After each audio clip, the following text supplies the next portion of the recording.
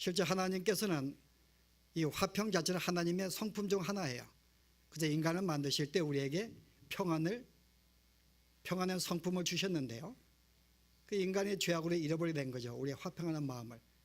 그래서 우리가 창조 범죄한 이후로 인간의 마음 속에 정말 화평하기를 원하지만은 화평을 별로 못 누리는 것 같아요. 뭐 가깝게 부부의 관계가 좀 안 좋아도 매일 싸우느라고. 그래서 오늘 이 화평에 대한 말씀이 실제 우리에게 정말 그런 삶을 살기를 소원하는데 이게 가능한 일인가? 화평한 삶이. 그러니까 여러분이 지난 한 주간 보시면은 우리가 얼마나 이 평안 가운데, 화목 가운데 우리가 살게 되었는가 생각하면은 그게 쉬운 일이 아닙니다. 왜 그런가 하면은 여러분 화평 그러면 여러분이 누구와의 관계를 생각해요? 보통 화평한 관계, 평안한 마음. 여러분 세 가지 요소가 고려가 돼요. 먼저 하나님과 나 사이에 화평한 관계를 누리고 있는가? 내 자신은 과연 또 평화로운가? 내가 또 다른 사람과 관계 속에서 또 우리가 화평한 관계를 누리고 있는가? 하나가 해결될지 모르지만은 다른 게 해결이 안 될 수가 있습니다. 동시에 세 가지 모두가 하나님과의 관계 속에 내 마음의 평안을 또 모든 성도의 관계 속에서 평안을 누리는 거 결코 쉽지 않습니다. 그런데 오늘 주님은 우리에게 이미 너희는 평화로운 존재가 되었고 그렇기 때문에 화평한 자가 되어야 한다고 말씀하고 있어요. 이것이 우리에게 참 부담되고 현실감이 없는 그런 말씀이 아닌가 생각해 보는데요. 실은 우리가 역사 이후로 보면은 수많은 사람이 우리의 삶의 평화를 누리기 위해서 시대에 왔습니다. 여러분 누가 생각이 난대요? 성경 역사 가운데 세계 평화를 위해서 무저항, 비폭력 운동을 벌인 사람이 있습니다. 누굴까요? 간디예요. 간디는 세계 평화를 위해서 우리가 평화하기 위해서는 우리가 비폭력, 폭력에 사라져야 되고 서로 저항하지 않는 그런 삶을 살아야 된다. 이 양반은 실제 성경의 팔복에서 감동을 받아 주장한 사람입니다. 이 말씀 보고 화평케 되겠다. 그 세계 평화를 주장했는데 과연 결과가 세계 평화가 왔는가요? 그 주장으로 말미암아 우리 마음속에 서로 적대감이 없이 불안한 관계가 없이 정말 서로 이렇게 평화로운 관계를 유지하고 있는가 하나의 운동에 불과했죠. 여러분 유대인들도 그들이 처음 만나는 자에게 항상 처음 갖는 인사가 뭐죠? 샬롬, 평안이 너에게 있을지어다. 그 이스라엘 백성들의 평화입니다. 그런데 가장 평화를 이루지 못하는 민족이 이스라엘이에요. 나중에 제가 설명하겠지만 왜 그들이 그런가? 여전히 그들은 항상 만나는 자에게 평안을 기원하지만 샬롬 그러지만은 가장 평화를 누리지 못하고 또 누리지 못하도록 유도하는 자가 바로 이들입니다. 우리는 어떻대요 여러분? 오늘 수많은 사람들의 평화를 누리기 위해서 가진 예를 씁니다. 그래서 어떤 물질을 많이 가져보면은 혹시 우리가 높은 명예를 가져보면은 혹시 내가 건강하면은 내가 갖고 싶은 것을 갖게 되면은 평화롭지 아니할까 생각을 하고 그것을 추구합니다. 근데 평화로울까요 여러분? 여러분 성경의 신명기 32장 보시면은 하나의 이 평화를 추구하는 이스라엘 백성의 한 모습이 나오는데요. 여러분 32장에 어떤 사건이 나와요? 모세가 하느님 말씀 받기 위해 시내산에 올라갑니다. 그 내려오지 않는 거예요. 그 이스라엘 백성들이 불안과 초조에 떨기 시작합니다. 왜냐하면 모세가 자기들을 애굽에서 인도하여 구원을 준 사람이거든요. 근데 그 모세가 지금 그 자리에 없는 거예요. 그래서 백성들이 불안하고 초조하기 시작합니다. 결국 그것 때문에 뭘 만들어내요? 아론에게 가서 야 우리를 애굽에서 인도한 모세가 지금 우리 눈에 보이지 않는다. 왜 그가 우리에게 내려오지 않는가? 아무리 기다려도 우리의 마음이 불안하다는 거죠. 그래서 우리를 애굽에서 인도한 모세에게 하나님이 영향력을 준 그를 붙잡아 하나님이 있지 않느냐. 그래서 여호와 하나님을 우리에게 만들어 달라고 요청해요. 그래서 그들의 요청에 따라서 당시에 애굽의 신과는 눈에 보이는 것이 그들의 신상을 만들었기 때문에 눈에 보이는 하나님을 만들기 시작했습니다. 그래서 하나의 소를 가지고 그들이 인도한 하나님을 만들었어요. 자, 그들이 그것을 보고 어떻게 했을까요? 성경의 32장이요. 기뻐하고 즐거워하고 춤을 추고 음식을 먹고 즐거워합니다. 이스라엘 백성은 굉장히 불안했는데 드디어 그들을 인도 하나님이 그들 눈에 보이기 시작하자 그들 마음속에 평안을 누리기 시작한 거야. 근데 성경은 그걸 가르쳐 뭐라 그러죠? 거짓 평안이라 그럽니다. 거짓 평안. 그래서 성경에 우리가 구약의 역사에 보면은 수많은 거짓 선자들이 그들이 평안롭지 못한데 내가 지금 내가 원하고 있는 물질을 갖고 있지 않느냐, 건강하지 않느냐, 내가 미모가 있지 않느냐, 내가 추구하는 어떤 학이나 명예를 갖고 있지 않느냐, 그러므로 너희는 문제가 없다는 거죠. 평안을 누리라고 말합니다. 그래서 이스라엘 백성들이 그들의 말을 듣고 자기들이 평안한 줄 알고 있었어요. 아, 우리는 문제가 없구나. 내가 갖고 싶은 거 다 가졌기 때문에 평화롭고 생각하고 그들은 즐거워했습니다. 근데 선지자가 뭐라 그래요? 거짓 선지자가 너희가 평화롭지 못한데 평화롭다고 이야기하니 내가 그 말을 듣고 평화롭게 내가 알고 생각하고 있으니 이것이야말로 하나님 앞에 범죄하고 있다고 책망합니다. 올해 32장에 이스라엘 백성들이 범죄한 거예요. 거짓 평안을 누리면서 평화롭다고 이야기합니다. 자, 이들은 실은 그들의 마음속에 자기들이 이것을 갖게 되면은 모세가 눈에 보인다면은 평화롭다고 생각을 한 거예요. 그래서 오늘 이것이 우리 현대를 살아가는 우리의 모습이 아닌가. 자, 우리도 우리가 갖고 싶은 것을 갖게 되면은 마음에 참된 안식, 평안을 누린다고 생각을 해요. 그래서 각자의 모든 사람마다 추구하는 게 틀립니다. 어떤 사람은 물질을, 어떤 사람은 명예를, 어떤 사람은 건강을 각자가 추구하는데 그걸 통해서 목적은 뭐죠? 평안을 누리고 싶은 거예요.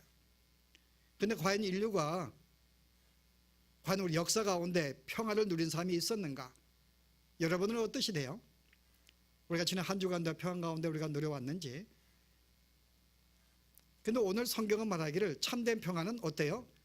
결코 인간의 힘으로 가질 수 없다고 성경은 말합니다. 인간이 어떤 걸 추구하느냐, 하나님을 떠난 그 이상 참된 행복은 하나님께 있는데 하나님을 떠난 그 다음에는 어떤 누구도 평안을 누리지 못한단 말이에요. 여러분이 그 창세기 4장에 보면은 하나님을 떠난 자의 특성을 하나 소개합니다. 자, 어떤 모습이 나오죠? 거기에 가인의 후손들이 소개가 되는데, 자, 가인의 후손, 가인이 하나님을 떠나서 제일 먼저 뭘 만들어요? 성을 짓습니다. 자기를 보호하기 위해서 성을 지어요. 근데 가인의 후손이 나오는데 그 후손이 뭘 한다고요? 가축을 치며 목축업을 하기 시작합니다. 그 다음에 후손은요, 각종 피리와 퉁소와 악기를 만들어서 문화를 즐겨요. 그 다음 후손 두발 가인은요, 철로서 각종 기계를 만듭니다. 여러분, 그게 가인의 후손들의 삶의 특징이에요. 근데 5장에 가면은 하나님의 자녀들, 이 셋의 후손들이 소개가 됩니다. 근데 그들에게 뭐가 나와요, 여러분? 아무것도 문화가 소개 안 돼요. 한 가지 특징은 그들이 몇 세에 누구를 낳고 몇 세에 살다가 몇 세에 죽었더라, 그거밖에 안 나옵니다. 5장은요. 거기에 열대 손이 나오는데 셋의 후손들 가운데 한결같이 몇 살에 누구를 낳고 얼마를 살다가 몇 세에 죽었더라, 그게 반복이에요. 거기는 문화도 없고 거기는 기계도 없고 거기 어떤 경제, 목축업도 없고 거기에는 어떤 성을 짓는 것도 안 나요. 그냥 살다가 죽었다밖에 안 나옵니다. 이게 하나님의 백성의 특성으로 소개해요. 근데 하나님을 떠난 백성의 특징은 각종 문화를 누립니다.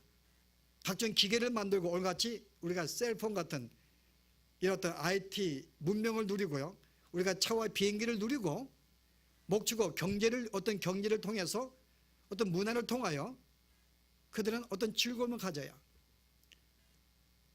근데 주의 백성은 그렇지 않습니다. 왜? 여러분, 그 차이가 뭘까요? 왜 그들이 성읍을 지을까요? 왜 그들이 자기들을 보호하는 견고한 성을 지을까요? 우리의 피난처와 안식은 하나님인데 그들은 하나님을 떠났기 때문에 스스로가 자기를 보호할 수밖에 없는 거예요. 그래서 자기를 보호하기 위해서 성을 쌓습니다. 자기를 보호하기 위해서 건강을 지키고 자기를 보호하기 위해서 어떤 각종 문화를, 기계들을 만드는 거예요. 그 다음에 그들이 왜 음악들을, 피리와 퉁소를 만들어요? 우리의 행복은 하나님인데 하나님 자체가 우리의 행복이고 우리가 그 안에 거하는 이상 우리가 기쁨과 즐거움이 있는데 그들은 하나님을 떠났기 때문에 스스로가 즐거움을 누리기 위해서 문명을 만들 수밖에 없는 거예요. 기계를 만들고 문명을 만들고 음악을 만들고 경영을 하는 것입니다. 스스로가 행복과 즐거움을 찾기 위해서. 근데 성경은 네가 그렇게 한다 그래서 과연 즐거움이 있는가? 화평을 누리는가? 그렇지 않다는 거죠. 하나님이 우리의 평화의 근본이신데 그를 떠난 이상 인간은 결단코 그 마음속에 참된 안식과 평안을 누릴 수가 없다는 거예요. 그래서 우리가 많은 것을 가져도 여전히 왜 불안하고 초조한가? 왜 우리 마음속에 평강이 없는가? 하나님을 떠났기 때문에요. 그래서 하나님께서 다시 우리로 하여금 하나님은 평화의 하나님이십니다. 그래서 우리가 가는 곳마다 평화를 길고 또 우리가 사도 바울이나 사도들이 항상 성도들에게 뭘 기원해요? 항상 첫 번째 인사말이 너에게 하나님의 은혜와 평강이 있을지어다. 그 글을 마무리할 때는 뭐라 그래요? 평강의 하나님께서 너희와 함께 있을지어다. 이게 마무리 글입니다. 하나님 자체가 평강이시기 때문에 우리의 죄악 가운데 우리가 비록 쫓겨났지만은 계속 불화 가운데 살기를 원치 않으셨어요. 그 다시 화평하기 위해서 하나님이 어떻게 하셨는가요?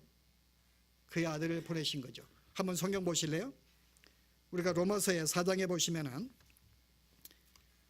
25절에 3장 25절에 이 예수를 하나님이 그의 피로서 믿음으로 말미암는 화목 제물로 세우셨으니 이는 하나님께서 길이 참으시는 중에 전에 지은 죄를 간과하심으로 자기의 의로우심을 나타내려 하심이니. 자, 어떻게 해요? 하나님께서 우리하고 화평하시기 위해서 다시금 회복시키기 위해서 이 아들을 보내었고 대신 화목 제물로 삼으셨다는 거예요. 제가 성경 한 군 더 볼게요. 우리 골로새서 1장에 보시면은 19절에 하나님께서 모든 충만으로 예수 안에 거하게 하시고 그의 십자가의 피로 화평을 이루사 만물 곧 땅에 있는 것들이나 하늘에 있는 것들이 그로 말미암아 자기와 화목되게 되기를 기뻐하심이라. 우리가 화평을 원한 것이 아니라 하나님께서 우리와 다시 화평한 관계를 누리기 위해서 그의 아들을 보내었고 십자가의 피로 화평을 이루었다는 거예요. 그 누구와요? 만물과 하늘에 있는 것들, 하나님과 우리와의 관계를 화평케 만들기 위해서 그의 아들을 보내셨습니다. 그래서 결과로 우리가 화평한 존재가 된 거예요. 다시금 우리의 모든 죄를 예수님의 피로 사해 주셔서 우리를 새로운 존재로 만들어 주시고 다시금 우리 마음속에 화평을 심어 넣으신 것입니다. 하나님의 성품을 넣었어요. 평화의 성품을 넣었습니다. 그래서 하나님의 모든 자녀들은 화평한 자가 된 거예요. 그러므로 너희는 어떻게 하라고요? 화평한 자가 되고 화평케 하라는 것입니다. 자, 우리가 화평케 한다면 어떻게 한다고? 하나님의 아들이라고 일컬음을 받게 돼요. 왜요? 하나님이 예수님이 그 일을 하셨기 때문에요. 하나님의 아들이 이 땅에 오신 목적이 우리로 하여금 화평케 만들기 위해서 오셨기 때문에 누구든지 그 아들이라 한다면요 하나님의 아들이라고 일컬음을 받는 것입니다. 그래서 오늘 이 내용 자체는 이미 우리가 하나님의 아들이 되었고 아들이 되었다면은 이 땅에 주님이 오신 목적이 우리를 화평케 하고 오셨다면 너희들도 화평케 하는 것이 옳다는 것입니다. 그래서 우리는 화평케 하는 자가 되었고 그 결과로 하나님의 아들이라고 일컬음을 받게 되는 거예요. 자, 이 말씀을 기록한 이유가 뭘까요, 여러분? 이미 너희는 화평한 존재가 되었으니 이제 화평케 하라는 것입니다. 이게 우리에게 주어진 삶의 우리의 직무예요. 우리의 일은 화평케 하는 것입니다. 그 내가 형제와 내가 불화 가운데 지내면 누가 잘못일까요? 나는 저 사람과 굉장히 화평하게 지내고 싶어요. 근데 상대가 나를 미워하고 자꾸 나와 불화 관계를 맺습니다. 자, 책임은 누구한테 있을까요?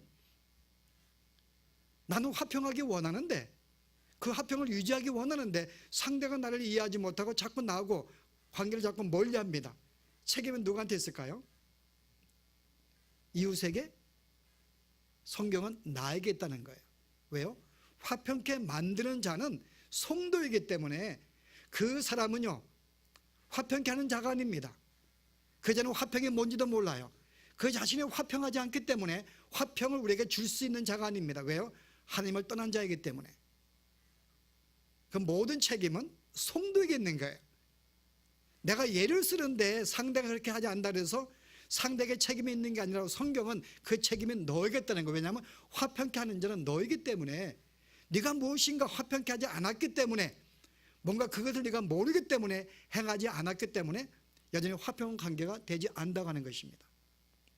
그래서 오늘 주어진 이 말씀의 의도는 이미 우리가 화평한 존재가 되었기 때문에 너의 임무는 화평케 하는 것이 우리의 임무라고 말했는데요. 우리 함께 나누고 싶은 것은, 그럼 우리가 어떻게 이 화평의 삶을 살 수 있으며 나눌 수가 있는가에 대한 과제가 우리에게 주어졌습니다. 그래서 함께 우리가 이 말씀을 붙잡고 지금 우리가 어떻게 화평케 할 수 있는가에 대해서 함께 나눠보고 싶어요. 자, 제일 먼저 우리가 화평케 하려면 여러분 어떤 일이 있어야 돼요? 내 자신이 먼저 화평치 않고서는 화평을 나눠줄 수가 없습니다. 첫 번째 문제는 내 자신의 평안을 누리는 거예요. 정말 내가 평화로운 존재가 돼야지만이 내가 화평을 나눠줄 수 있으니까요.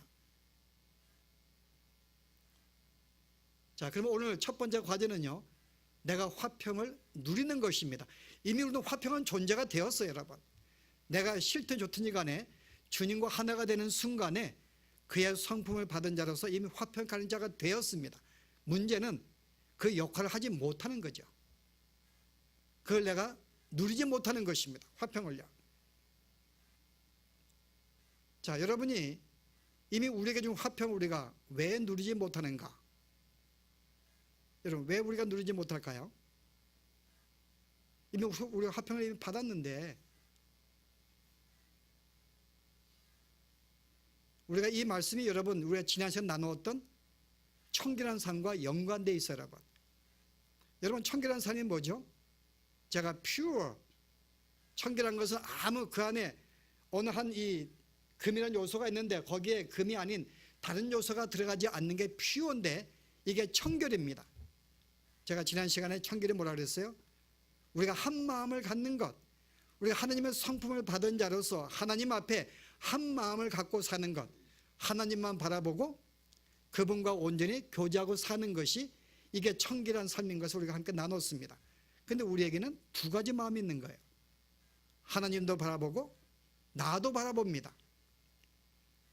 내 자신의 만족을 위해서, 나의 행복을 위해서, 내 능력에 의지해, 내 삶에 의지해서 자꾸 내 자신을 바라보는 이 삶이 있는 거예요.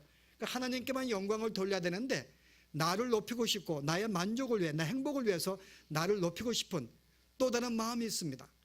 이 두 가지의 마음이 바로 청결치 못하다고 이야기를 했어요. 그런데 오늘 성도들이 하나님의 성품을 받은 자, 하나님만 바라보는 마음을 주었는데 아직 남아있는 옛사람 때문에 계속 내 자신을 바라보는 마음이 남아있는 거예요. 그래서 우리가 평안을 누리지 못하는 것입니다. 왜 그런가 하면은 내 마음에 두 가지의 마음이 있기 때문에 청결한 마음을 온전히 갖지 못한 거예요. 그 두 가지의 마음으로 항상 불안한 것입니다. 왜냐하면 내가 하나님께 의지하고 모든 걸 맡기면 되는데요, 내 옛사람은 어떻게 말해요? 맡기지 못하는 거예요.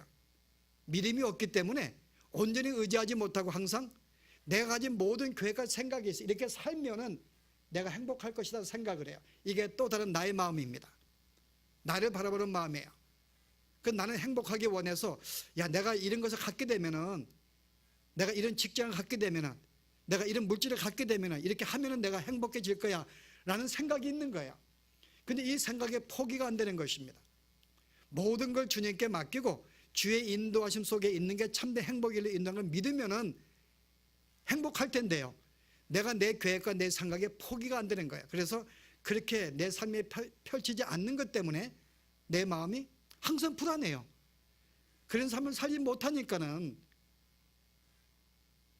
그래서 우리가 왜 평안을 누리지 못하는가요?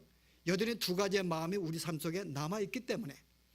하나님께 의지하는 마음도 있으면서 또 한 가지는 내 자신의 능력에 의지해 살고 싶은 그 마음이 있기 때문에요. 주님만 나의 행복인데 항상 나는 주님이 아닌 어떤 것들을 갖게 되면은 행복하다고 내 다른 마음이 생각하니까요, 이 마음이 포기가 안 되니까는 항상 내 마음이 불안하고 초조한 거예요. 그것을 못 지고 있기 때문에요. 그래서 우리가 왜 우리 마음속에 평안을 누리지 못하는가? 청결한 마음이 우리에게 아직은 갖지 못하기 때문에요. 그 여러분이 한 가지 가장 비결은 여러분 모든 자아를 버리시면 돼요. 포기하면 되는데 이게 쉽지가 않다 그 말입니다. 그 내 마음에 평안이 없는 거예요. 마음은 주님을 향하고 싶은데 또 다른 내 사람은 항상 나의 어떤 이 목적을 붙잡고 나아가니까는 이루어지지 않기 때문에 내 마음이 항상 불안한 거예요. 초조합니다. 언제까지요? 죽을 때까지요. 내 욕심이 포기가 안 되니까는. 그래서 하나님이 나로 하여금 나에게 이 평안을 주시기 위해서 너는 평안한 존재가 된 거야. 이제 태어났어. 이제 그런 삶을 누려야지, 성장해야지 그랬는데요. 이 삶이 포기가 안 되니까는 하나님의 강권적으로 우리를 내 자아를 포기시켜 주는 거예요. 어떻게 해요? 어떻게 내 자아를 포기시킬까? 하나님 강권적으로요. 마태복음 10장에 보시면 주님이 이런 말하십니다. 내가 너에게 화평케 하려고 온 줄 생각하지 말라.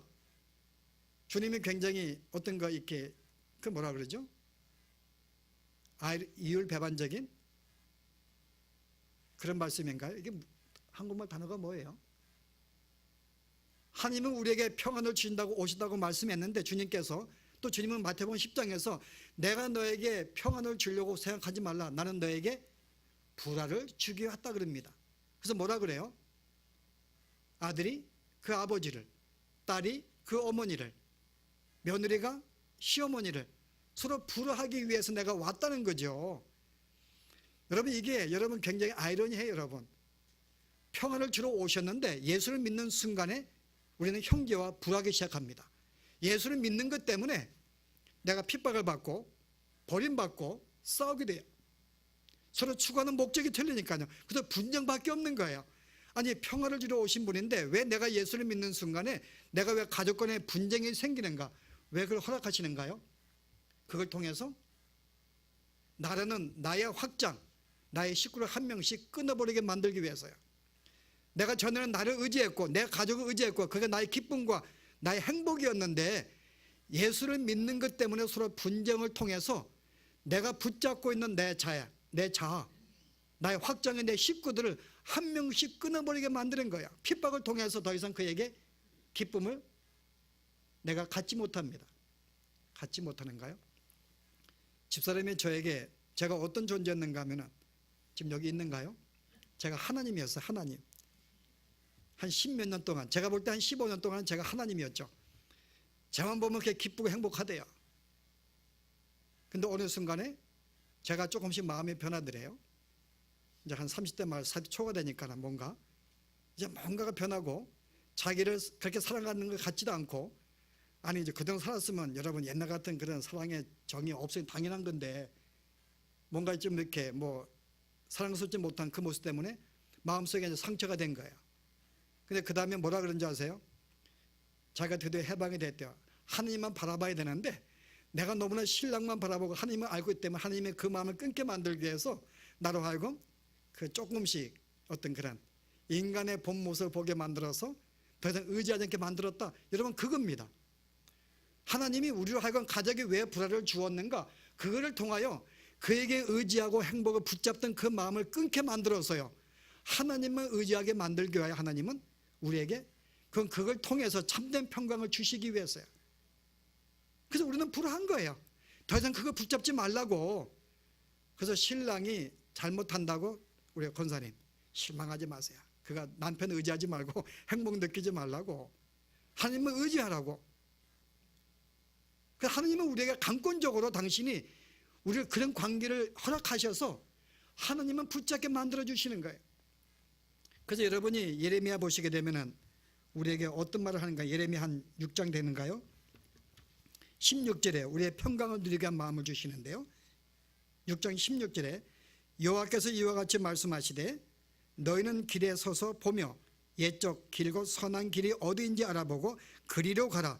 너의 심령이 평강을 얻으리라. 무슨 말이에요? 너희가 선한 길이 어딘지 그 선한 길을 붙잡아. 그럼 너에게 평강이 있을 것이야. 이 선한 길이 뭘까요, 여러분? 이게 한 가지 마음을 붙잡는 거예요. 청결한 마음을 갖는 것입니다. 왜 그런 거라면 여러분 선이 뭐라 그랬어요? 선을 제가 뭐라고 정의했죠? 선은 하나님의 뜻대로 사는 게 선입니다. 하나님 말씀을 붙잡고 순종하는 게 선이에요. 하나님께서 사람을 죽이라 그러면 죽이는 게 선입니다. 우리는 도덕적인 윤리로 내가 사람을 죽이면 죄예요. 이건 인간의 도덕적인 윤리입니다. 그런데 하나님의 선의 기준은요, 하나님의 뜻대로 하는 게 선입니다. 하나님의 뜻과 반대게 가는 게 악이에요. 하나님께서 무엇을 하라 그럴 때 하는 게 선인 것입니다. 그래서 내가 가나안 땅에 들어갈 때 모든 그들의 민족을 죽여 그러면 죽여 선인 거예요, 여러분. 이해가 되는가요? 도덕적인 개념이 아닙니다. 하나님의 뜻대로 하는가 하는가. 그래서 우리가 하나님을 붙잡고 그것만 의지하고 우리가 그분께 우리가 의지하고 살아가는 것이 주의 뜻이라면요, 바로 그게 선한 길이에요. 그래서 하나님이 아닌 다른 것을 붙잡는 것은 주의 뜻이 아니기 때문에 그건 악입니다. 그래서 오늘 너희가 선한 길을 쫓아간다면은, 주님만을 의지하고 내가 그만 붙잡고 살아간다면은 평강이 너에게 임한다는 거죠. 그래서 우리에게 청결한 삶이 우리에게 한 가지 마음을 붙잡고 살아갈 때에는 우리 마음속에 평강이 있는데, 오늘 성도들까지도 항상 우리가 하나님 외에 또 어떤 만몬, 세상 것을 붙잡고 의지하기 때문에 두 가지 마음이 있기 때문에 우리 마음 결코 평강을 누리지 못하는 거예요. 그래서 오늘 우리는 평강을 누리기 위해서는 어떻게 한다고요? 철저하게 하나님이 나로 하여금 내 자아를 죽여 나가시는 거예요. 계속 내 뜻대로 항상 내 모든 계획을 막으십니다. 내 뜻을 꺾으시는 거예요. 왜냐하면 그 길은 사망의 길이기 때문에. 그래서 예수 믿는 사람들의 삶이 고달파요, 여러분. 세상의 사람은 자기가 원하는 거 추구하고 나아갑니다. 근데 우리는요, 아버지가 우리를 붙잡고 있기 때문에 내 마음대로 살 수가 없는 거예요. 그랬던 길로 가려고 그러면 나를 꺾어서 다시 길을 돌이키니까는 우리의 삶은 항상 고통이 밖에 없는 거죠. 고난이 있고 고통이 있고 내 뜻이 꺾이는 이렇게 경선 사투리인데, 하여튼 꺾이는 그런 우리의 삶이 있습니다. 그래서 오늘 우리의 마음의 평안은요, 내 자아가 죽으면 죽을수록, 옛사람이 죽으면 죽을수록 우리는 마음의 평안을 누릴 수가 있어요. 이거 작업이 우리에게 필요합니다. 근데 우리가 이 작업을 안 해요, 여러분. 작업을 안 해요. 가장 쉬운 작업이 뭔가 하면은, 예를 들어서 여러분이 그 마음속에 내가 아침에 깨어서 기도하고 내가 하루 시작해야지. 어떤 분은 내가 자기 전에 주 앞에 기도하고 잠을 자야지. 되든가 여러분? 저녁이 되면 피곤해가지고 내일 가지고 잡니다. 그 한 가지 가장 쉬운 그 내 육체를 치는 훈련 자체가 안 되는 거예요, 여러분. 우리는 너무나 훈련이 안 되기 때문에 마음의 생각은 굉장히 큰데 실제 할 수 있다고 생각을 해요. 마라톤 선수가 42km 여러분 달리는데 마음은 달릴 수 있다고 생각하죠. 달려보세요, 여러분. 1km만 가면 헉헉거리고 그냥 뛰질 못합니다. 그걸 위해서 우리가 평상시에 훈련이 안 돼 있으니까, 여러분. 날마다 주님을 찾거나 말씀 보거나 교제하거나 이 사상 훈련 하나하나가 안 되니까는 마음은 원하는데 안 돼요. 그래서 우리 마음속에 내 자라는 옛사람이 계속 살 수밖에 없는 거죠. 그런데 오늘 우리에게 주어진 과제는요, 이미 우리 화평케 된 존재가 되었습니다. 문제는 훈련 과정에서 성장해야 되는 거예요. 감당할 수 있는, 이게 우리에게 주어진 과제입니다. 이거 하라는 것입니다. 훈련하라는 거죠. 그 여러분들이 한 가지, 여러분들이 제가 갑자기 이 예화가 나가지고 이거 하면 안 되는데요. 여러분 이해하세요. 여러분 헌금에 대해서 여러분, 모태 신앙은 쉽게 헌금을 해요, 여러분. 모태 신앙은요. 왜냐하면 어릴 때부터 훈련되어 왔기 때문에. 여러분 예수를 믿어가지고 나이가 먹어서 여러분 신앙생활하면요, 헌금 5불 내는 거 쉽지 않습니다, 여러분. 훈련이 안 돼 있으니까는. 그럼 훈련된 사람은 자동적으로 주일날 나오게 돼 있어요, 교회. 왜냐하면 손잡아서 부모님 따라 나왔기 때문에 헌금도 하고 봉사하는 거 자연스러워요. 예수 믿고 여러분들의 교회 꾸준히 주일날 참석한다, 성도와 교제한다, 헌금을 한다, 여러분 쉽지 않습니다. 왜요? 자동 우리 마음속에 훈련이 안 됐기 때문에. 근데 우리가 평강의 사람이 되기 위해서는 훈련을 해야 되는 거예요, 여러분. 어떻게 할 것인가, 이건 여러분 그다음 문제입니다. 제가 이해할 수 없어요. 그래서 부모 가장된 자들이 자녀에게 우리가 함께 예배하는 거 여러분 쉽지 않습니다. 그러나 강제로 그들을 꺾어가지고 주일날 저녁에 아니면 날마다 아니면 2, 3일에 한 번씩 자녀의 뜻을 꺾어서 앉혀놓고 함께 예배하는 거 훈련시키지 않으면 아이들은 예배하지 않아요, 여러분. 그게 부모의 몫이에요. 부모의 몫입니다. 여러분 아들에게 1불씩 자녀에게 헌금을 써보세요. 그 훈련이에요. 주일날 하는가 보다, 1불씩 하는 거. 부모가 훈련시키지 않는데 여러분. 그러니까 우리는 불행하게도 그런 신앙의 부모를 못 만났기 때문에 훈련은 지금도 우리 힘들지만은 우리의 자녀들 여러분이 할 수 있어요. 여러분들께서 어릴 때부터 함께 성경 보는 것, 성경 쓰게 하는 것 여러분이 시키면 되거든요. 아이들은 순종합니다. 아이들은요. 어리기 때문에 함께 예배하자. 오늘 성경 보고 잠자라. 불행하게도 성경 보라 안 그러고 공부하라 그러죠. 네, 멸망의 길을 가르치고 있으니까 여러분. 네, 더 이야기를 하면 또 잔소리가 되기 때문에요. 그래서 오늘 여러분 첫 번째 내 마음이 평화로울 때 여러분 그 다음에 상대에게 화평케 할 수 있는 거예요. 오늘의 주제는 이미 전제가 화평케 하는 것, 다른 사람과 관계를 오늘 여기에 관심을 두고 하신 말씀이에요. 우리가 성도를 화평케 해야 되는데 이웃과의 내가 먼저 화평하지 않으면 화평을 줄 수가 없는 거죠. 그래서 우리는 먼저 우리가 스스로가 주 앞에 이 청결한 마음을 가지려고 예를 쓰는 이 상관의 화평을 누려야 되는데요. 그 다음 과제가 이 일은 화평을 하기 위해서요. 자, 우리가 성도와의 화평을 우리가 함께 주는 자가 돼야 되는데요. 왜 이게 쉽지 않을까요, 여러분? 저는 두 가지 요인을 찾아보았어요. 왜 우리가 성도와의 화평을 잘 누리지 못하는가? 여러분 첫 번째는요. 어떤 나의 정체성을 모르기 때문에요. 내가 누군지 모르기 때문에. 여러분 나는 어떤 존재입니까? 오늘 계속 팔복했는데 우리는 심령에 가난한 자예요. 정말 주 앞에 말씀에 순종하지 못하는 내 마음은 그렇게 살기 원하지만은 그렇게 살지 못하는 내 삶이 있습니다. 내가 얼마나 영혼이 가난한지 그래서 애통하고 주 앞에 온유하고 겸손하게 되고 이 마음을 갖지 못하면 여러분 알지 못하면은 여러분 우리는 결코 다른 사람에게 화평을 줄 수가 없습니다. 내가 어떤 존재인지를 모르면요. 우리가 어떤 존재예요 여러분? 무기력하고 무능력하고 말씀을 순종할 수 없는 그런 존재인 것을 우리가 알지 못하면은 우리는 다른 사람에게 화평을 줄 수가 없어요. 여러분 왜 그럴까요 여러분? 내가 내 존재가 어떤지 모르기 때문에 우리는 어떤 마음을 가져요? 첫째 뱀이 아담에게 주었던 시험. 네가 이건 먹으면 하느님이 될 것이야. 우리에게 우월주의를 심어준 거예요. 우월주의. 내가 어떤 존재인지 모르면요. 내가 세상에 가장 제일 잘난 줄 알아요. 내가 하나님으로 알고 산다 그 말입니다. 내가 가장 똑똑하고 제일 잘난 줄 알아요. 이게 우월주의예요 여러분.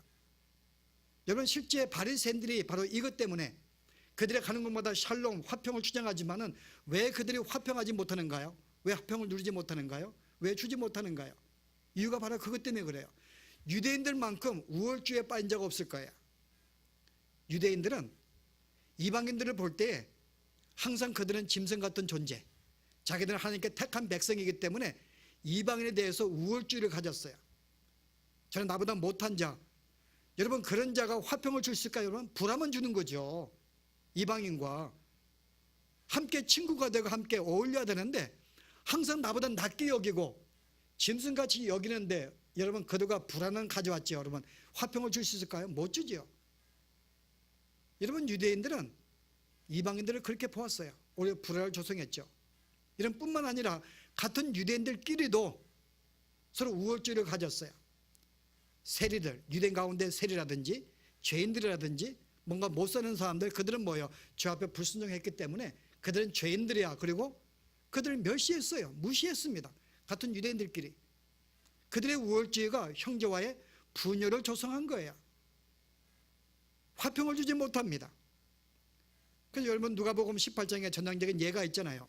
두 사람이 기도로 올라갔는데 바리새인 뭐라 기도해? 하나님 감사합니다. 내가 저 죄인 것 같지 않으면 감사합니다. 내가 저 죄인과 다르게 주 앞에 내가 도덕질하지 않고 11조하고 구제하고 착하게 했기 때문에 감사합니다. 저 사람과 같지 않으면 감사합니다. 우월주의 때문에 그들은 모든 같은 동족의 유대인들끼리도 서로 무시하고 천대했어요. 그것 때문에 그들은 불화를 조성했지 결코 화평을 주지 못했던 거죠. 이게 그들의 삶이었어요 여러분. 우월주의 때문에 왜 오늘 성도들이 마음속에 성도에게 평안을 주지 못하는가? 나의 정체성을 모르기 때문에요. 내가 어떤 존재인지. 나도 저와 똑같이 주 앞에 국류를 받아야 될 사람, 정말 너무나 무기력한 존재인 것을 내가 안다면요 형제에게 결코 교만할 수가 없는 거죠.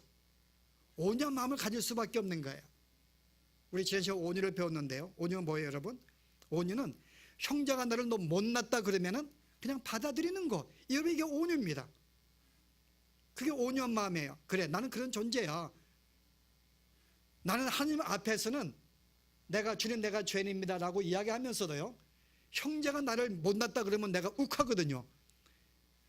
여러분, 이것만큼 유일배반적인 삶이 어디 있어요? 주 앞에 내가 죄인이라고 인정하면서 형제에게는 그런 자로 내가 인정받고 싶지 않는 거예요. 나는 좀 똑똑하고 잘난 자, 이 마음이 우리 마음속에 항상 있기 때문에 나는 저보다 항상 나은 존재거든요. 여러분, 그런 마음을 갖는 자가 화평을 줄 수 있을까요? 못 주죠. 그래서 우리가 화평을 줄 수 있는 사람은 주님과에서 온유한 자가 되지 않으면 결단코 못 줍니다. 나도 똑같은 존재야. 그래, 나도 그래. 함께 낮아져서 그와 같은 동등한 위치에 서가지고 그와 함께 마음을 나누지 않으면요, 우리는 화평을 줄 수가 없습니다. 평안을 줄 수가 없어요. 여러분, 또 어떤 문제가 있을까요? 왜 내가 형제와 화평을 못 주는가요? 나의 직분이 무엇인지 모르기 때문에요. 우리가 받은 직분은 뭘까요? 오늘 화평케 하는 자, 이게 우리가 받은 직분이에요. 너는 화평케 하는 자다. 내가 어떤 존재인지를 모르면 화평할 수 없는 거지. 나는 상대가 어떠하든지 간에 화평케 하는 자로 만들어졌고 부름 받았어요. 이건 나의 책무입니다. 나의 직분이에요. 그가 어떠하든지 화평을 이루어야 됩니다. 그런데 어떻게, 여러분? 사도 바울이 우리에게 주신 직분을 이야기했는데 한번 보실래요? 고린도 후서에 보시게 되면 제가 5장 말씀 봅니다. 모든 것이 하나님께로서 났으며 18절에 그가 그리스도로 말미암아 우리를 자기와 화목하게 하시고 또 우리에게 화목하게 하는 직분을 주셨으니, 화목은 이렇게 화평, 평화를 말합니다. 주님으로 말미암아 하나님이 우리를 평화롭게 만들어 주었습니다. 뿐만 아니라 우리에게 화목하게 하는 직분을 주셨어요. 또 하나님께서 그리스도 안에서 계시사 세상을 자기와 화목하게 하시며 그들의 죄를 그들에게 돌리지 아니하시고 화목하게 하는 말씀을 우리에게 부탁하셨느니라. 자, 우리를 화목하게 만드시고 또 우리로 하여금 화목하게 하려는 직분을 주어서 보내었다는 거죠. 예수님께서 뭐라 그래요? 요한복음 20장 21절에 아버지가 나를 보내신 것처럼 나도 너희를 보내노라. 이게 우리가 받은 직분이에요. 내가 구원받은 직분이 뭔가 하면은, 이유가 뭔가 하면은 성도를 화평케 하기 위해서 나를 구원하셨고 나를 부르신 거예요. 이게 우리의 구원받은 목적입니다. 화평케 하기 위해서 나 혼자 잘 먹고 잘 살려고 부른 게 아니라, 혼자 구원받고 천국 부른 게 아니라, 부르신 목적은 다른 사람에게 화평을 주게 나를 불렀다는 거죠. 이 직분을 우리가 항상 마음속에 상기하지 못하면요, 우리는 내가 할 일이 무엇인지 몰라요. 그냥 내가 이루는 꿈, 내가 선하는 꿈을 이루어 사는 것으로 끝나버리는 거죠. 내가 내 이익을 위해 형제를 짓밟건 이것밖에 없는 것입니다. 그런데 부름받은 목적은 내가 형제와 화목하게 하기 위한 거예요. 저와 평화로운 관계, 화평케 만드는 것. 여러분, 성경에 누가 나오죠? 여러분, 다윗이 아마 전형적인 이 좋은 삶을 우리에게 보여주었는데요. 여러분, 다윗이 그가 왕으로 기름 부음 받는 순간에 사울에게 미움받습니다. 그래서 이 사울 왕은 자기의 왕의 직분을 빼앗기지 않기 위해서 계속 다윗을 죽이려 예를 써요. 다윗은요, 자기가 왕으로 기름 부음 받았기 때문에 이제 사울이 죽으면 자기가 왕이 됩니다. 그래서 이 왕위를 계속 갖기 위해서 사울 왕과 싸웠는가요? 안 싸웠습니다. 계속 도망 다녔어요. 그러다 하나님의 때에 따라서 사울이 죽은 다음에 왕이 되었어요. 근데 그 다음에 또 어떤 위협받습니까? 그의 아들 압살롬이 아버지의 왕권을 찬탈하려고 반역을 일으켰어요. 근데 여러분, 다윗이 어떻게 했는가요? 자기의 왕위를 지키기 위해서 아들과 싸웠는가요? 그렇지 않습니다. 도망갔어요. 그냥 그와 불하지 않기 위해서, 그와 다투지 않기 위해서 그냥 왕권을 그냥 버리고 도망가 버렸어요. 만약에 이 다윗이 자기의 왕위를 지키기 위해서 아들과 싸웠다면 누구가 되는 것입니까? 사울 왕이 되는 거예요. 다시요. 사울도 자기의 왕권을 지키기 위해서 계속 다윗을 핍박했으니까요. 그런 존재가 되는 거예요. 그런데 다윗은 자기가 왕위를 빼앗으려고 사울과 다투지 아니했고, 아들이 자기의 왕권을 뺏을 때도 그거 지키려고 싸우지 않고 도망간 자입니다. 여러분, 그게 바로 뭐라고요? 그의 직분이 뭔지를 아는 것이죠. 직분, 내가 어떤 존재인가. 내가 부름받은 것은 화평케 하기 위한 것이기 때문에 불화관입니다. 내가 만약에 싸운다면, 내 걸 지킨다면 싸울 수밖에 없는 거예요. 이게 내가 부름받은 목적이 아니기 때문에. 그래서 어떻게 한다고요? 나의 직분대로 화평하기 위해서 싸우지 않고 도망간 거예요. 이게 다윗이 한 일입니다. 그래서 우리가 형제와 관계 속에서 평화를 지키는 것은 내 것을 지키려고 하면 우리는 평화로울 수가 없는 거예요. 양보하는 것입니다. 여러분, 그게 자기를 죽이는 것이고 자기를 양보하는 것, 죽이는 것, 이게 예수님이 하신 거예요. 예수님은 우리로 하여금 대신 죽으셔서 우리로 하여금 평화의 존재를 만들어 주신 거예요. 그래서 우리는 형제와의 관계 속에서 내 직분, 화평케 하기 위한 것인데 주님이 어떻게 이 직분을 감당하셨는가? 당신이 양보하고 당신이 대신 죽음으로써 형제 모든 허물을 대신 감싸함으로써 이 직분을 감당하셨어요. 그래서 우리도 그렇게 해야지만이 형제와 화평할 수 있어요. 문제는 형제 모든 허물을 감싸는 것입니다. 이거 알지 못하면 우리는 계속 불화해요. 왜 부부가 싸워요? 형제의 부족함을, 배우의 부족함을 감싸지 못하니까는 내가 대신 그 죄값을 내가 대신 죽지 않기 때문에 계속 우리가 다투는 거죠. 그래서 대신 죽으세요. 배우자를 위해서. 언제 한번 죽어보겠어요? 이때 한번 죽어보는 거죠. 그래서 이제 우리 여기 조병희 권사님이 싸울 때 그래요. 당신 내 대신 죽어. 성질 부리지 말고. 그렇게 하면 아마 말씀 듣고 회개할 것입니다. 그런데 여러분, 근데 이게 말로가 되는 게 아니에요, 여러분. 내가 뭐 대신 뭐 죽어 그런다. 여러분, 실제 뭐가 어려운가 하면은, 그래 내가 형제에게 내가 온유한다고, 내가 대신 죽는다고 형제가 마음이 녹던가요, 여러분? 아닙니다. 내 마음은 이미 오픈되어 있어요. 나는 온유한 준비되어 있습니다. 나는 양보되어 있어요. 그런데 문제는 형제가 문을 안 열거든요. 자, 책임이 누구한테 있어요, 여러분? 성경은 나에게 오지 나에게 있다 그래요. 이게 참 미칠 일이죠. 형제는 문을 안 열어요. 계속 나에게 이상한 눈을 뜨고 보는 거예요. 나는 준비가 되었는데, 그래서 오늘 내 마음이 준비가 되었다고, 내 마음이 그에게 온유하게 대한다고, 십자가를 진다고, 이게 상황이 바뀌는 게 아니에요. 어떻게 바뀔 수 있을까요, 여러분? 이게 유일한 방법입니다. 어떻게 바뀔 수 있을까요? 형제가 그 마음이 바뀌지 않으면 안 되죠, 여러분. 근데 형제의 마음을 바꿀 수 있는 것은 뭐밖에 없어요? 복음밖에 없는 거예요. 그래서 우리가 오늘 화평케 한다는 것이, 오늘 어떻게 화평케 할 수 있는가? 가장 우리가 마음속에 기억할 것은요, 형제에게 복음을 전하는 거예요. 복음을 전하면은 그 사람의 마음이 변화가 됩니다. 변화가 되면은 역시 그도 영혼의 가난함을 느끼게 되고 온유하게 되고 국리를 베풀게 되고 그도 화평을 유지하려고 그러고 화평케 하려는 거죠. 그래서 복음이 아니고서는 결코 화평이 이룰 수 없는 거예요. 그래서 우리는 그에게 복음을 증거하는 것입니다. 물론 우리가 삶 속으로는 내가 죽는 삶을 보여야 되는 거예요. 모든 허물을 감싸고 모든 내가 부족함을 감싸고 내가 양보하고 내가 져주는 그런 삶을 통하여 내가 그에게 평안을 내가 할 수 있지만은 또 하나의 근본적인 목적은 그에게 참된 복음을 증거하고 하나님의 사랑으로 만드는 것. 그래서 성경은 복음을 증거하는 것을 뭐라 그런다고요? 화평케 한다고 이야기합니다. 성경 보실래요? 여러분 이사야서 보시게 되면은 52장이에요. 7절 말씀에 좋은 소식을 전하며 평화를 공포하며 복된 좋은 소식을 가져오며 구원을 공포하며. 그래서 이 소리를 외치는 자의 산을 넘는 발이 어찌 그리 아름다운가. 자, 여기 뭐라 그랬어요? 구원을 선포하는 것, 좋은 소식, 복음을 선포하는 것이 뭐라고요? 평화를 공포하는 것이다. 평화를 증거하는 걸 이야기하는 거예요.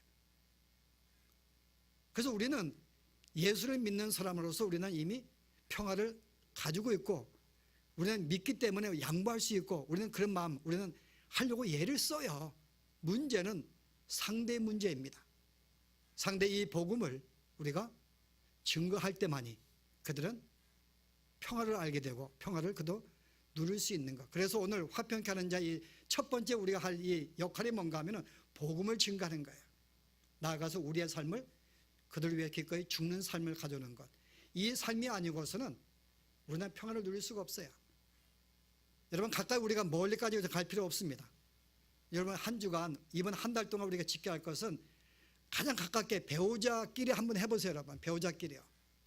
모든 허물을 감싸고 내가 죽는 삶, 마음속에 욱하지만 여러분, 그래, 예수님이 내 모든 죄를 위해 대신 죽으셨는데 내가 왜 감당할 수 없으랴 라고 허물을 내가 감싸고 내가 대신 아파하는 것 한번 해보세요. 여러분, 이게 우리의 훈련이 시작했고 이게 삶이 반복이 될 때 우리는 서로의 평안을 누릴 수가 있는 것입니다. 그리고 훈련하는 것, 여러분, 우리가 복음을 이미 배우지는 예수를 믿어요. 그래서 이미 복음이 증거되었어요. 문제는 이미 우리가 복음을 받았지만은 새로운 생명이 되었지만은 그러한 존재로 성장하지 못했기 때문에 삶을 못 사는 거예요. 그래서 훈련을 갖는 것입니다. 부부끼리요. 가깝게 함께 예배하고 함께 기도하고, 여러분, 실제 이런 삶을 살도록 서로 이렇게 격려하고 도전하는 삶. 힘들면은 자녀에게부터 시작하세요. 자녀 훈련시키는 가운데서. 그래서 그들이 자연스럽게 하나님의 자녀로서 어떠한 삶을 사는지 그들이 알 때에는 우리는 실패하지만요, 여러분, 그들은 우리보다 훨씬 더 성숙한 마음으로 아마 이 화평을 주는 그런 삶을 살지 아니할까. 어쨌든 오늘 이 말씀, 이미 우리는 화평한 존재가 되었기 때문에 이미 우리가 좋든지 싫든지 간에 우리 이 일을 감당하는 존재가 되었고요, 이미 우리의 영혼이 그걸 소원하고 있어요. 하나님의 자녀가 되었기 때문에요. 그래서 이와 같은 삶을 여러분들이 여러분 자신에게 적응하시고 또 평화를 누리시면서 화평을 마음껏 주시는 그런 삶이 되기를 바랍니다. 기도하십시다. 하나님, 참으로 참된 평화가 없는 우리에게 우리를 대신하여 주님이 십자가에 죽으심으로 우리의 모든 죄를 사해 주시고 하나님과 화평한 자로 만들어 주시고 내 마음속에 하나님의 자녀로 참된 평강을 주신 것 진심으로 감사합니다. 비록 우리가 순간순간마다 또 다른 우리의 마음이 있어서, 옛사람이 있어서 우리의 평된 평화를 방해하지만은 주님, 그러나 우리로 하여금 평안을 주신 것이 우리에게 진리의 말씀이오니 이 삶을 살아갈 수 있도록 성장시키시고 또 주님과의 바른 관계 속에서 평화의 삶을 누릴 수 있도록 축복하시기를 원합니다. 우리가 부름받은 목적이 참된 평화를 그들에게 증거하기 위하여 부름받았는데 우리가 이 일을 위하여 먼저 겸손케 하시고 우리의 모든 마음속에 교만한 마음을 제거해 주시며 그들과 동일한 죄인인 것을 저들로 알게 하시고 상기시키셔서 항상 겸손하게 저들과 관계를 맺게 하시되, 주님, 우리가 참된 평강은 저들의 마음의 변화가 되는 것이오니 우리가 저들에게 먼저 복음을 증거시켜 주시어 저들 새로운 영혼들을 만들 수 있는 이 삶을 감당케 하시되 이미 복음을 받은 자들에게 저들이 성장하기 위해서 늘 훈련하기에 전념할 수 있는 또한 저들의 삶이 되어지도록 주님 은혜로 함께해 주시옵소서. 예수 이름으로 기도합나이다. 아멘. 우리의 말씀을